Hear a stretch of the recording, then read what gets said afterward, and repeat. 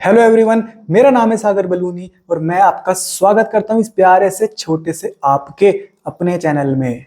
तो आज का लेक्चर रहने वाला है हाइपर कंजुगेशन का। तो हाइपर कंजुगेशन एक छोटा सा टॉपिक है और इससे रिलेटेड जितने भी क्वेश्चंस आ सकते हैं और जितने भी फॉर्मेट के क्वेश्चंस आते हैं वो हम सारे आज के लेक्चर में कवर कर लेंगे। अगर आज का लेक्चर आपने पूरा देख लिया हाइपर कंजुगेशन का, तो अगर नीट में हाइपर कंजुगेशन का कोई क्वेश्चन आएगा तो वो 100% वो आपका गारंटी है कि वो आपका गलत होने वाला नहीं है, क्योंकि सिंपल सा क्वेश्चन आता है यहाँ से और ये छोटा सा टॉपिक है, अपना 20-25 मिनट में खत्म भी हो जाएगा और हमारा 100% खत्म होगा। एनसीईआरटी का फुल कवरेज लेके हम चल रहे हैं। तो ज्यादा बातें ना करते हुए करते हैं वीडियो को स्टार्ट।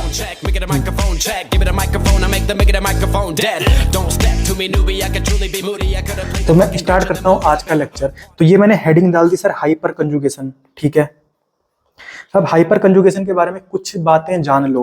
हाइपर कंजुगेशन को हम बोलते हैं नो बॉन्ड रेजोनेंस। अब ये क्यों बोलते हैं ये हम आगे जानेंगे। ठीक है, अब देखो, ये मैंने जब आपको इंडक्टिव इफेक्ट पढ़ाया था तो आपको बताया था कि sir inductive effect, hyper conjugation और जो रेजोनेंस होते हैं वो परमानेंट इफेक्ट होते हैं। तो रेजोनेंस भी अपना क्या हो गया, परमानेंट इफेक्ट हो गया।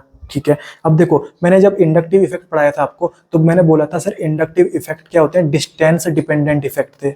पर जो ये हाइपर कंजुगेशन है ना, ये डिस्टेंस पे डिपेंड नहीं करेगा, मतलब ये डिस्टेंस इंडिपेंडेंट इफेक्ट है, इंडिपेंडेंट। ठीक है सर, इसके दो नाम और बता दो सर। इसको बोलते हैं अपन Baker Nathan effect and sigma pi conjugation. Sigma pi conjugation, ठीक है, Baker Nathan effect and sigma pi conjugation. तो ये कुछ बातें हैं जो अपने को हाइपर कंजुगेशन के बारे में पता होनी चाहिए। ठीक है, अब ध्यान से देखो, अब देखो हाइपर कंजुगेशन दिखेगा कब, हम पहचानेंगे कैसे हाइपर कंजुगेशन को। हाइपर कंजुगेशन कौन कौन शो करता है, कौन कौन शो करता है, मतलब कहाँ पे देखने को मिलता है। तो ध्यान से देख, हाइपर कंजुगेशन कहाँ देखने को मिलेगा, अपने को दिखेगा कार्बोकैटायन में। कार्बन की खोपड़ी में पॉजिटिव चार्ज, मतलब कार्बोकैटायन में। कार्बोकैटायन में मैं क्या देख सकता हूँ, हाइपर कंजुगेशन देख सकता हूँ, यस सर देख सकता हूँ। कार्बन फ्री रेडिकल में भी देख सकता हूँ, ठीक है। कार्बन कार्बन डबल बॉन्ड यानी एल्कीन में भी देख सकता हूँ, ठीक है सर। और कार्बन कार्बन ट्रिपल बॉन्ड यानी एल्काइन में भी मैं देख सकता हूँ, ठीक है। तो चार लोग हैं जिनके ऊपर मैं क्या देख सकता हूँ, हाइपर कंजुगेशन देख सकता हूँ। कार्बोकैटायन में, कार्बन फ्री रेडिकल में, कार्बन कार्बन डबल बॉन्ड में and carbon carbon triple bond में। ये जो चार लोग हैं इनके ऊपर मैं क्या देख सकता हूँ सर, इनमें हाइपर कंजुगेशन में देख सकता हूँ। ठीक है, तो देख ध्यान से, मैं एक चीज बोल सकता हूँ क्या, कि कार्बो एनायन में हाइपर कंजुगेशन नहीं होता, क्योंकि इसमें कार्बो एनायन आया नहीं आया। मतलब कार्बो एनायन में मैं हाइपर कंजुगेशन की बात ही नहीं करूंगा। समझ में आ गया कितना सिंपल है। कार्बो एनायन में हाइपर कंजुगेशन की बात ही नहीं करनी। कार्बो एनायन मतलब कार्बन की खोपड़ी में माइनस चार्ज, कार्बन की खोपड़ी में माइनस चार्ज, उसको बोलते हैं कार्बो एनायन। तो उसमें अपन हाइपर कंजुगेशन नहीं देखेंगे। काट दिया देख, ठीक है। तो मेरे को पता लग गया कि सर कौन कौन शो करते हैं हाइपर कंजुगेशन। ठीक है, अब मैं कंडीशंस बता रहा हूँ, क्राइटेरिया बता रहा हूँ कि हाइपर कंजुगेशन का मैं पता कैसे लगाऊंगा कि हाइपर कंजुगेशन हो रहा है या नहीं हो रहा। ध्यान से देख, तो अपने को क्या देखना है, देख अल्फा कार्बन जो अपने पास होगा ना, अल्फा कार्बन वो sp3 होना चाहिए। अल्फा कार्बन कैसा होना चाहिए, sp3। अब देख, कोई कार्बन है ना, उसके पास अगर ट्रिपल बॉन्ड लगा हुआ है तो वो sp कार्बन होता है। कोई कार्बन है उसके पास अगर दो डबल बॉन्ड लगे हुए हैं तो भी वो sp कार्बन होता है। कोई कार्बन है जिसके पास एक डबल बॉन्ड है तो वो sp2 कार्बन होता है। और कोई कार्बन है जिसके पास चारों के चारों सिंगल बॉन्ड है तो वो होता है अपना sp3। मतलब जो अपना अल्फा कार्बन होगा वो अपना कौन सा होना चाहिए, sp3 होना चाहिए, ये वाला। मतलब उसके पास सारे सिंगल बॉन्ड होने चाहिए। ठीक है, तो पहली कंडीशन तो ये है कि alpha carbon must be, alpha carbon must be sp3, sp3 होना चाहिए वो। और दूसरा कंडीशन क्या है कि sp3 तो है मेरा भाई, पर उसके पास हाइड्रोजन भी होने चाहिए। मतलब जो अल्फा कार्बन है ना उसके पास हाइड्रोजन होने चाहिए और इनको अपन बोलते हैं अल्फा हाइड्रोजन। ठीक है, मतलब अल्फा कार्बन के पास क्या होना चाहिए, अपने पास हाइड्रोजन भी होना चाहिए। कम से कम एक हाइड्रोजन तो हो, कम से कम एक हाइड्रोजन भी होगा ना तो काम चल जाएगा। एक से ज्यादा होंगे तो अच्छी बात है, पर एक भी हुआ तो हाइपर कंजुगेशन हो जाएगा। तो देख हाइपर कंजुगेशन किस में देखने को मिलता है सर, कार्बोकैटायन में, yes sir. Carbon free radical में, yes sir. Carbon carbon double bond में, yes sir. Carbon carbon triple bond में, यस सर। कार्बो एनायन में, नो सर, कार्बो एनायन में नहीं देखने को मिलता।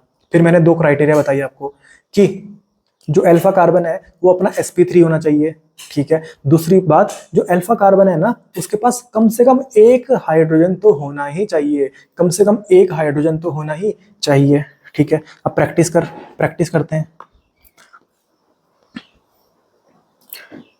प्रैक्टिस करते हैं अब, ठीक है। जैसे ये ए है ना, तो देख कार्बोकैटायन को मैंने पकड़ा, ठीक है। कि बगल वाला कार्बन अल्फा कार्बन है, यस सर, और उसके पास देख कितने हाइड्रोजन है, एक दो, ये भी हाइड्रोजन है, ठीक है। एक सेकंड, और एक ये भी हाइड्रोजन है। तो जो अल्फा कार्बन है उसके पास तीन तीन हाइड्रोजन हो गए, और कम से कम एक हाइड्रोजन भी होता ना तो कहीं ना कहीं फिर भी हाइपर कंजुगेशन होता। यहाँ पर तो तीन तीन हाइड्रोजन है, यहाँ पर तो हाइपर कंजुगेशन होगा कि नहीं होगा, होगा यहाँ पे हाइपर कंजुगेशन, ठीक है। कार्बन फ्री रेडिकल में देखने को मिलता है यस सर। तो इसको मैंने पकड़ा, जो बगल वाला कार्बन है वो अल्फा कार्बन, ये अल्फा कार्बन है, और इसके पास कम से कम एक हाइड्रोजन होना चाहिए, देख एक हाइड्रोजन मिल गया, तो ये भी हाइपर कंजुगेशन शो करेगा, ठीक है। अल्फा कार्बन के पास होना चाहिए कम से कम एक हाइड्रोजन, ठीक है, ठीक है। अब देख, अरे कार्बन आयन में तो देखते ही नहीं है, यहाँ पर हाइपर कंजुगेशन की कोई बात ही नहीं करेंगे हम, ठीक है, क्योंकि कार्बन आयन है, ठीक है। अगली बात देख, कार्बोकैटायन में देखने को मिलता है, यस सर देखने को मिलता है, पर जो अल्फा कार्बन है ना, वो क्या होना चाहिए मेरा, sp3 होना चाहिए। ये है सर अल्फा कार्बन, अरे ये तो डबल बॉन्ड के साथ अटैच है सर, ये तो sp2 है, आपने बोला था sp3 होना चाहिए, मतलब यहाँ पे हाइपर कंजुगेशन की बात ही नहीं करूंगा मैं। समझ में आ गया कितना सिंपल है। तो हाइपर कंजुगेशन किस किस में देखने को मिलता है, ठीक है, और क्या क्या कंडीशंस है, क्या क्या क्राइटेरियाज है हाइपर कंजुगेशन को कराने के लिए, ठीक है। एक तो अल्फा कार्बन के पास sp3 होना चाहिए हाइब्रिडाइजेशन। दूसरी बात कि जो अल्फा कार्बन है उसके पास हाइड्रोजन कम से कम एक तो हो, कम से कम एक तो हो, ठीक है। और अगर मेरे को दोनों क्राइटेरियाज, दोनों कंडीशंस फुलफिल हो गई मेरी, तो मेरा कहीं ना कहीं क्या हो जाएगा, क्या हो जाएगा मेरा, मेरा हाइपर कंजुगेशन हो जाएगा। अब एक चीज ध्यान दो, अगर आपने टॉटोमेरिज्म वाला लेक्चर देखा होगा तो वहां पे कीटो वाला के बगल में वो मैंने करेक्ट, वहां पे दोनों कंडीशंस यही तो बताई थी कि जो अल्फा कार्बन है वो sp3 होना चाहिए और उसके पास कम से कम एक हाइड्रोजन तो होना चाहिए। तो वहां पर भी देखो जो टॉटोमेरिज्म की कंडीशन थी वो भी सेम टू सेम थी, पर वो सिर्फ किस में देखने को मिला था, अपना सी डबल बॉन्ड ओ, मतलब कीटो फॉर्म में, ठीक है। और यहाँ पर तो अपना चार हो गए ना, कार्बोकैटायन में भी देखने को मिलता है, कार्बन फ्री रेडिकल में भी देखने को मिलता है, कार्बन कार्बन डबल बॉन्ड में भी देखने को मिलता है, और कार्बन कार्बन ट्रिपल बॉन्ड में भी देखने को मिलता है, ठीक है। तो मैं उम्मीद करता हूँ कि आपको समझ में आ गया होगा। अब देख अगला क्वेश्चन क्या है, मैंने आपको स्टार्टिंग में बताया कि जो हाइपर कंजुगेशन है ना उसको अपन बोलते हैं no bond resonance. No bond मतलब कोई भी बॉन्ड नहीं बनेगा क्या, ऐसा क्यों बोल रहे हो सर, तो वो मैं आपको बताता हूँ, ठीक है। अब ध्यान से देखो, ये क्या अपना कार्बोकैटायन है, मैंने पकड़ा, बगल वाला कार्बन अल्फा कार्बन, ठीक है, उसके पास तीन तीन हाइड्रोजन है, तीन तीन हाइड्रोजन है, मतलब यहाँ पे हाइपर कंजुगेशन होगा, हाइपर कंजुगेशन तो होगा, ठीक है। तो अब मैं यहाँ पे आपको ये नहीं बता रहा था कि हाइपर कंजुगेशन होगा कि नहीं होगा, मैं आपको ये बता रहा हूँ कि यहाँ पे हाइपर कंजुगेशन को नो बॉन्ड रेजोनेंस क्यों बोलते हैं, क्यों बोलते हैं, जनता पूछना चाहती है, जनता जानना चाहती है कि ऐसा बोलते क्यों है सर। अब देख, ये जो बॉन्ड है, एक बॉन्ड में कितने इलेक्ट्रॉन होते हैं, दो इलेक्ट्रॉन होते हैं, एक बॉन्ड में कितने इलेक्ट्रॉन होते हैं, दो इलेक्ट्रॉन होते हैं। अब यहाँ पर होता क्या है ना, हाइड्रोजन के मन में आती है, हाइड्रोजन के मन में आती है कि मैं ना अपने दोनों इलेक्ट्रॉन कार्बन को दे देता हूँ, मैं अपने दोनों इलेक्ट्रॉन किसको दे देता हूँ, कार्बन को दे देता हूँ, ठीक है। तो ये बॉन्ड टूटा और हाइड्रोजन ने अपने दोनों इलेक्ट्रॉन किसको दे दिया, कार्बन को, मतलब कार्बन के ऊपर कितने आ गए, दो इलेक्ट्रॉन और आ गए, मतलब इलेक्ट्रॉन में चार्ज क्या होता है, नेगेटिव चार्ज होता है, मतलब कार्बन के ऊपर नेगेटिव चार्ज आ गया, ठीक है। अब नेगेटिव चार्ज ने आगे देखा बगल में प्लस चार्ज खड़ा था, आगे नेगेटिव चार्ज ने देखा प्लस चार्ज खड़ा था, और जब भी नेगेटिव और पॉजिटिव मिलते हैं ना तो एक बॉन्ड बन जाता है, समझ में आया ना, प्लस और माइनस मिलते हैं तो एक बॉन्ड बन जाता है। तो ये नेगेटिव था, आगे देखा उसने प्लस प्लस, तो नेगेटिव ने प्लस के साथ क्या बना दिया, एक बॉन्ड बना दिया, और ये बन गया बॉन्ड। अब यहाँ देखो, यहाँ पर कोई अपने को बॉन्ड दिख रहा है क्या, कोई बॉन्ड नहीं दिख रहा, इसलिए इसको क्या बोलते हैं अपन, no bond resonance, no bond resonance, ठीक है।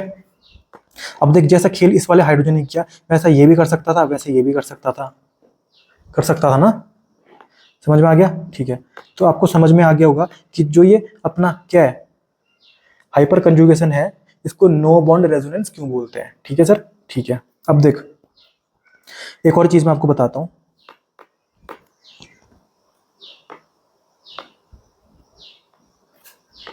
अब देख,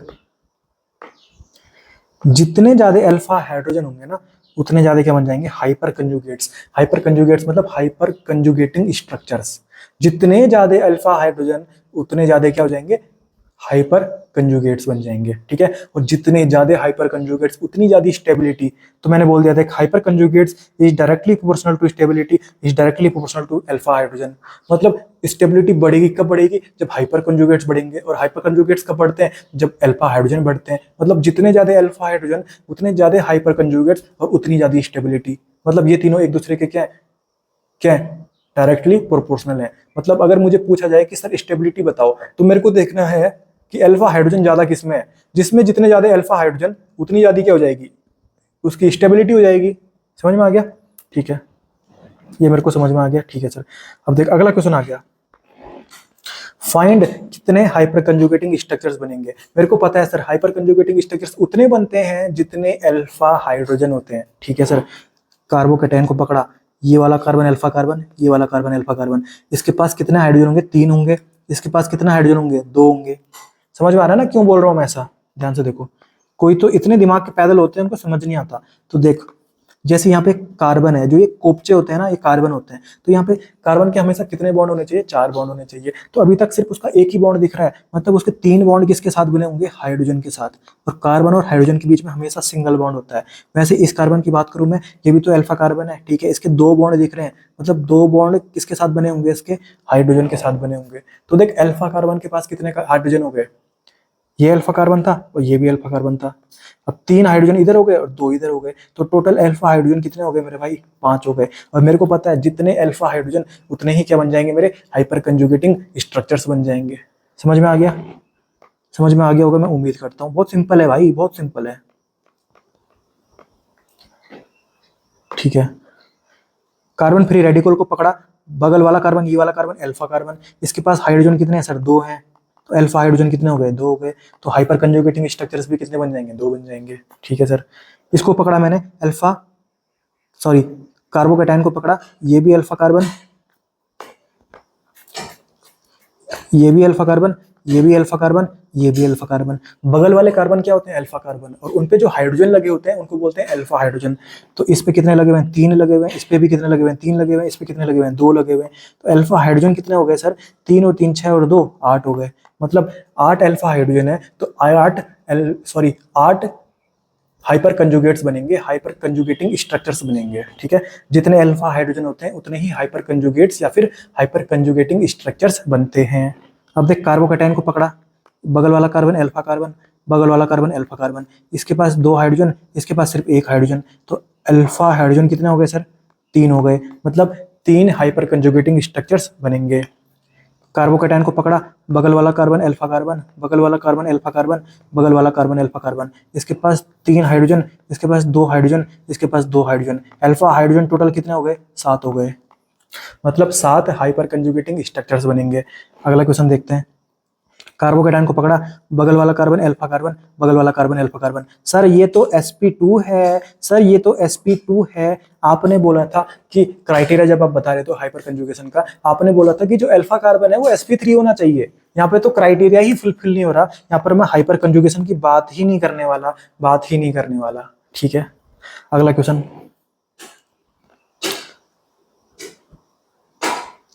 ये पकड़ा मैंने कार्बोकेटाइन। सर मैंने देखा अल्फा कार्बन sp2 हो गया, अल्फा कार्बन sp2 हो गया। यहाँ पे मैंने हाइपर कंजुगेशन की बात ही नहीं करनी, यहाँ पर मैंने हाइपर कंजुगेशन की बात ही नहीं करनी, ठीक है। अल्फा कार्बन जब sp3 हो और उसके पास कम से कम 1 हाइड्रोजन हो, ये दोनों जब क्राइटेरिया फुलफिल हो जाएंगी ना, तब हमको किसकी बात करनी है, हाइपर कंजुगेशन की बात करनी है। अगर मेरे पास अल्फा कार्बन कहीं से भी कहीं ना कहीं क्या आ रहा हो, sp2 आ रहा हो या sp आ रहा हो, तो कहीं ना कहीं मेरे को वहीं पे काट देना है कि यहाँ पे तो हाइपर कंजुगेशन की बात नहीं होने वाली, ठीक है। अब अगला क्वेश्चन आ गया, कंपेयर कर stability of carbocation, carbon free radical and carbon carbon double bond. इनकी स्टेबिलिटी को मुझे क्या करना है, कंपेयर करना है। अब मैंने आपको बताया था स्टेबिलिटी में कैसे देखूंगा, जितने ज्यादा अल्फा हाइड्रोजन उतनी ज्यादा स्टेबिलिटी, जितने ज्यादा अल्फा हाइड्रोजन उतनी ज्यादा स्टेबिलिटी। सिंपल है। देख कार्बोकेटाइन को पकड़ा, एक सेकेंड, कार्बोकेटाइन को पकड़ा, ये भी अल्फा कार्बन, ये भी अल्फा कार्बन और ये भी अल्फा कार्बन। तो 3 अल्फा हाइड्रोजन यहाँ, 3 अल्फा हाइड्रोजन यहाँ, 3 अल्फा हाइड्रोजन यहाँ। तो अल्फा हाइड्रोजन कितने हो गए सर, 9 हो गए। इसकी बात करें अपन तो अल्फा हाइड्रोजन कितने हो गए, 6 हो गए। अब इसको मत काउंट कर देना, इसको मत काउंट कर देना अल्फा हाइड्रोजन में। अरे मेरे भाई, अल्फा हाइड्रोजन का मतलब होता है जो अल्फा कार्बन में प्रेजेंट हो। अल्फा कार्बन थोड़ी है यहाँ पर अगर मैं बात करूं यहाँ पर अल्फा कार्बन ही नहीं है, तो उस हाइड्रोजन को मैं अल्फा हाइड्रोजन थोड़ी बोलूंगा, वो अल्फा हाइड्रोजन नहीं है। ठीक है मेरे भाई, उम्मीद करता हूँ समझ में आ रहा होगा। तो इसमें अल्फा हाइड्रोजन कितने होंगे? सिर्फ 6 होंगे, ये लिख दिया मैंने 6। ठीक है, अगला क्वेश्चन, कार्बोकैटायन को पकड़ा, ये मेरा अल्फा कार्बन, तो इसमें हाइड्रोजन जितने भी होंगे वो अल्फा हाइड्रोजन होंगे। तो अल्फा हाइड्रोजन यहाँ पे सिर्फ कितना हो गए? 3 हो गए। ठीक है, तो मैंने आपको बताया था सर जितने ज्यादा अल्फा हाइड्रोजन उतनी ज्यादा स्टेबिलिटी। तो स्टेबिलिटी सबसे ज्यादा किसकी होगी? 1 की होगी, फिर 2 की होगी, फिर 3 की होगी। समझ में आ गया? अब इसकी बात करते हैं। कार्बन कार्बन डबल बॉन्ड को पकड़ा मैंने, जितने भी कार्बन बगल में होंगे वो अल्फा कार्बन, ये भी अल्फा कार्बन, ये भी अल्फा कार्बन, ये भी अल्फा कार्बन और ये भी अल्फा कार्बन। ठीक है, और अल्फा कार्बन में जितने भी हाइड्रोजन प्रेजेंट हुए वो अल्फा हाइड्रोजन होते हैं। तो अल्फा हाइड्रोजन कितने हो गए सर? 3 और 3 6 7 8 9 और 10 11 12 हो गए। इस वाले में देखता हूँ, कार्बन कार्बन डबल बॉन्ड को पकड़ा, ये भी अल्फा कार्बन, ये भी अल्फा कार्बन, ये भी अल्फा कार्बन। तो अल्फा हाइड्रोजन कितने हो गए? 3 और 3 6 और 3 9। अल्फा हाइड्रोजन कितने हो गए सर? 9 हो गए। इसको देखता हूँ, कार्बन कार्बन डबल बॉन्ड को पकड़ा, जितने भी कार्बन बगल में अल्फा कार्बन होंगे उनमें जितने भी हाइड्रोजन हुए वो मेरे अल्फा हाइड्रोजन हो गए। अल्फा हाइड्रोजन कितने हो गए? 3 और 3 6 हो गए। ठीक है, तो देख सबसे ज्यादा अल्फा हाइड्रोजन 1 वाले में है, तो आंसर क्या आएगा? 1 2 3। क्योंकि मुझे पता है ना सर, अल्फा हाइड्रोजन बढ़ेंगे तो कहीं ना कहीं अपना स्टेबिलिटी भी बढ़ेगी। ठीक है, इसको देखते हैं अपन। ये मैंने पकड़ा किसको? ये मैंने पकड़ा किसको? कार्बोकैटायन को। ये मैंने पकड़ा कार्बोकैटायन को, ये मैंने पकड़ा कार्बोकैटायन को। ठीक है, इसमें देख ये भी अल्फा कार्बन, ये भी अल्फा कार्बन और ये भी मेरा अल्फा कार्बन। इसमें देख ये भी अल्फा कार्बन, ये भी अल्फा कार्बन। इसके पास कितने हाइड्रोजन होंगे सर? यहाँ पे 3 होंगे, यहाँ पर 2 होंगे। तो इस वाले में अल्फा हाइड्रोजन कितने हो गए? 5 आ गए। इसमें देखते हैं सर, 3 यहाँ पे होंगे, 3 यहाँ पे होंगे, 2 यहाँ पे होंगे, तो यहाँ पर कितने हो गए अल्फा हाइड्रोजन? 8 हो गए। अब ध्यान से देख, इसमें यहाँ पर सर ये जो है ना, ये तो sp2 हो गया, मतलब यहाँ पर हाइपर कंजुगेशन में देखूंगा ही नहीं, हाइपर कंजुगेशन में यहाँ पर देखूंगा ही नहीं। और अब मैं जो आपको अगला टॉपिक पढ़ाऊंगा ना, वो होता है रेजोनेंस, वो होता है रेजोनेंस। मैं आपको थोड़ा सा बता देता हूँ रेजोनेंस के बारे में। अब देख, कभी ना डबल बॉन्ड फिर सिंगल बॉन्ड फिर डबल बॉन्ड आ जाए तो इसको बोलते हैं रेजोनेंस। डबल बॉन्ड फिर सिंगल बॉन्ड, फिर जो वहाँ पे कार्बन लगाओ ना उसमें प्लस चार्ज लगाओ, या उस कार्बन पे माइनस चार्ज लगाओ, या फिर उस कार्बन पे फ्री रेडिकल लगाओ, तो इनको क्या बोलते हैं? रेजोनेंस बोलते हैं। ठीक है,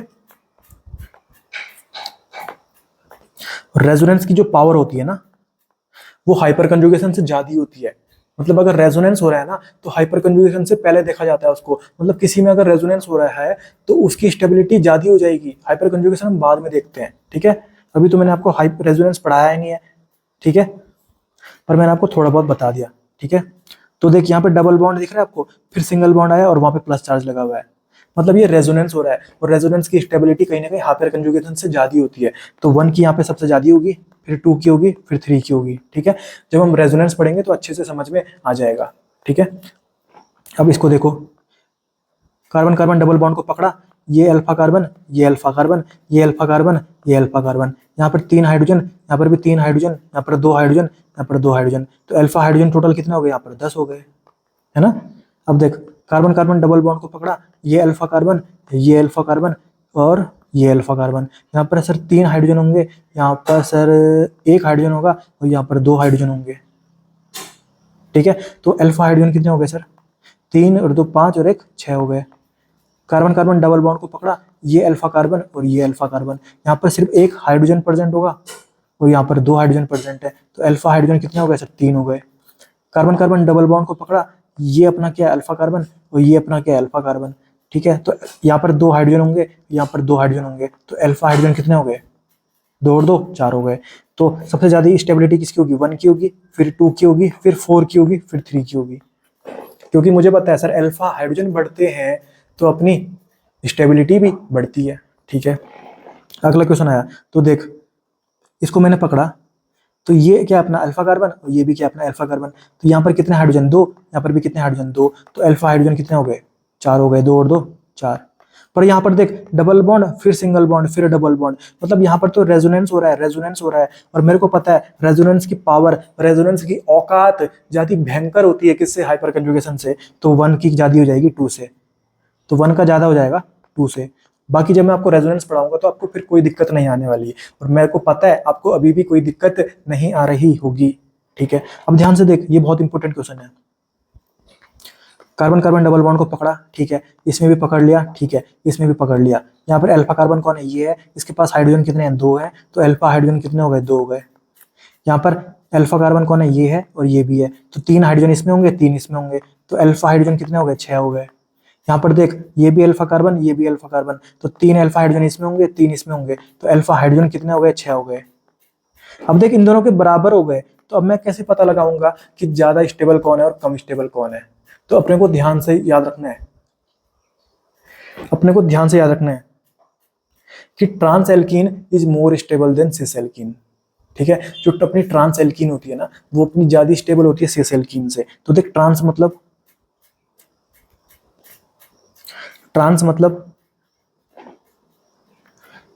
देख, एक ऊपर है और एक नीचे है, इसको बोलते हैं अपन ट्रांस। और सिस मतलब दोनों एक ही साइड, दोनों एक ही साइड को सिस बोलते हैं, और जो अपोजिट साइड है उसको ट्रांस बोलते हैं। तो trans alkene is more stable than cis alkene. Answer क्या आएगा, 1 2 3।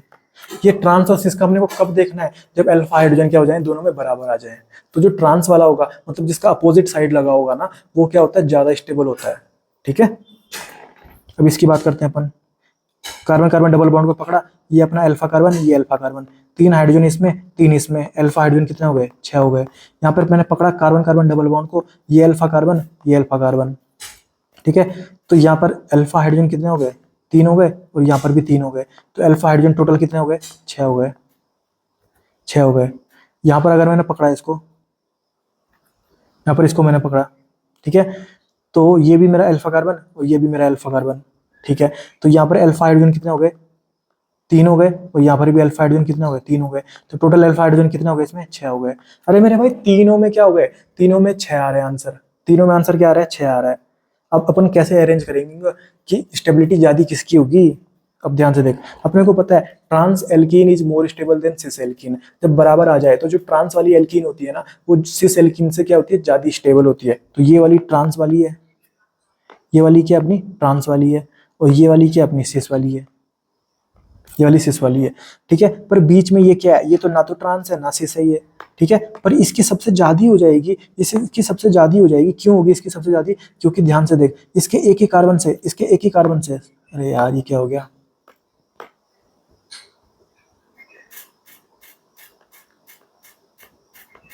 इसके एक ही कार्बन से 2 CH3 निकले हुए हैं, एक ही कार्बन से। ठीक है, इसके देख, एक ही कार्बन से 2 CH3 निकले हुए हैं। इनके तो देख, एक इससे निकला हुआ था, एक इसके निकला हुआ था, एक इससे निकला हुआ था, एक इस कार्बन से निकला हुआ था, पर इसमें एक ही कार्बन से निकल गए, तो इसकी याद रखना स्टेबिलिटी क्या हो जाती है, और ज्यादा हो जाती है। ठीक है, तो ये भी अपने को ध्यान रखना। सबसे ज्यादा क्या होगा, 2 का होगा, फिर ट्रांस एल्कीन मतलब 3 का होगा, फिर सबसे कम किसका होगा, 1 का होगा। अब अगला टॉपिक है hyper conjugation on benzene ring. तो बेंजीन की रिंग में अपन कैसे निकालेंगे कि अल्फा हाइड्रोजन कितने हैं। ठीक है, तो जैसे मेरे पास ये बेंजीन बनी हुई है, ये मेरे पास बेंजीन बनी हुई है, ये बेंजीन बनी हुई है, ये बेंजीन बनी हुई है, और ये बेंजीन बनी हुई है। ठीक है, तो बेंजीन में अपन अल्फा हाइड्रोजन कैसे निकालेंगे। ठीक है, तो देख, ये जो खोपड़ी में लगा रहता है ना, उसमें जितने हाइड्रोजन प्रेजेंट है ना, जितने हाइड्रोजन प्रेजेंट है वो अपने अल्फा हाइड्रोजन हो जाते हैं। तो अल्फा हाइड्रोजन कितने हो गए इसमें, 3 हो गए।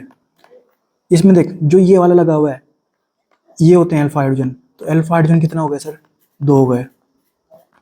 इसमें देखा मैंने, जो डायरेक्टली लगा होता है ना, उसमें देखने होते हैं, तो अल्फा हाइड्रोजन कितना हो गए सर, 1 हो गया। ठीक है, इसमें देख, जो डायरेक्टली लगा होता है उसमें देखने होते हैं, तो इसमें तो सर एक भी अल्फा हाइड्रोजन नहीं होता है, तो इसमें अल्फा हाइड्रोजन कितने हो गए, 0 हो गए।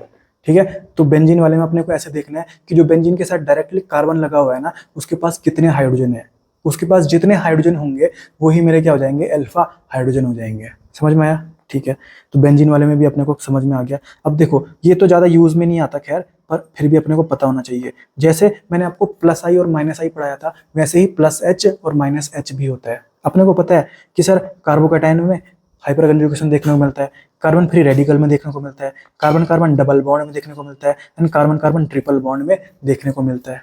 ठीक है, तो देख, इनके साथ जो कार्बन अटैच रहेगा, जैसे इस कार्बोकैटायन के साथ ये वाला कार्बन अटैच है, कार्बन फ्री रेडिकल के साथ ये कार्बन अटैच है, इसके साथ ये अटैच है, इसके साथ ये अटैच है, तो ये जो जो 4 लोग शो करते हैं ना hyper conjugation, carbocation, carbon free radical, carbon carbon double bond और कार्बन कार्बन ट्रिपल बॉन्ड, इनके साथ जो कार्बन प्रेजेंट रहेगा ना, उसके बगल में जो एलिमेंट लगा हुआ है उसकी इलेक्ट्रोनेगेटिविटी उस कार्बन से कम हो।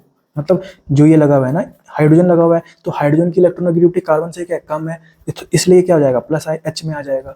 अगर कोई मैंने यहाँ पे ज्यादा इलेक्ट्रोनेगेटिव लगा दिया जिसकी इलेक्ट्रोनेगेटिविटी कार्बन से ज्यादा है, तो ये हो जाएगा -H में। समझ में आ गया? तो कार्बोकैटायन है, कार्बोकैटायन के बगल में जो कार्बन लगा हुआ है उसके साथ जो अटैच है ना, उसकी इलेक्ट्रोनेगेटिविटी अगर कार्बन से कम हुई तो +H, और कार्बन से ज्यादा हो गई तो -H। तो ये जो हैलोजेंस होते हैं जैसे क्लोरीन, इनकी इलेक्ट्रोनेगेटिविटी कार्बन से ज्यादा होती है, मैंने आपको पढ़ाया था ना। तो ये क्या हो जाएंगे, -H में आ जाएंगे। ठीक है, तो +H कब होगा और -H कब होगा ये भी मुझे समझ में आ गया है। हालांकि इसका यूज अपने को नहीं आएगा और आज तक नीट में कोई भी इससे रिलेटेड क्वेश्चन नहीं पूछा गया है। ठीक है, बाकी अपने को अल्फा हाइड्रोजन निकालने अगर आ गए हैं तो हमको स्टेबिलिटी निकालने आ जाएगी। बाकी क्वेश्चन अगर कभी भी हाइपर कंजुगेशन से आया है ना, तो वो यही क्वेश्चन आया है अल्फा हाइड्रोजन निकालने वाला, और अल्फा हाइड्रोजन निकालना मुझे आता है और मैंने बहुत सारे एग्जाम्पल प्रैक्टिस भी कर लिए और मेरा बिल्कुल हाथ क्या हो गया, साफ हो गया। ठीक है, बाकी मैं आपको बहुत सारे क्वेश्चन प्रैक्टिस के लिए दूंगा। ठीक है, तो उनको भी आपको सॉल्व करना है और आपका बिल्कुल पता लग जाएगा आपको कि नीट में इससे रिलेटेड क्वेश्चंस कैसे आते हैं, जेईई मेंस में कैसे क्वेश्चंस आते हैं, और एनसीईआरटी बेस्ड क्वेश्चंस भी मैं आपको भर के दूंगा, इतने सारे दूंगा कि आपका पूरा टॉपिक क्या हो जाएगा, अच्छे से क्लियर हो जाएगा।